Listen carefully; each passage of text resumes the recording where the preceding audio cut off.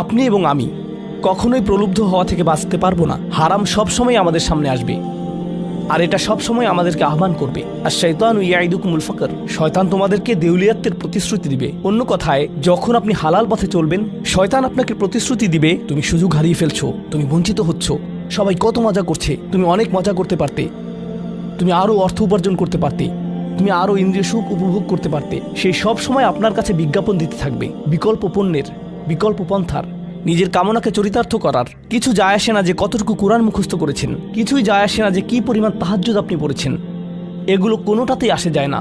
শয়তান থামবে না। দিন শেষে আপনি তো একজন মানুষই। দিন শেষে কামনা বাসনাগুলো আপনার মাঝে থাকবে, আর শয়তান থামবে না, সে আপনার পিছনে লেগেই থাকবে। শয়তানের একটা কৌশল আল্লাহ বর্ণনা করেছেন। তার মনস্তাত্ত্বিক কৌশলটি হলো যায়্যানা লাহুমুশ শাইতানু আমালাহুম। শয়তান তাদের কাজগুলোকে তাদের কাছে আকর্ষণীয় করে দেয়। শয়তান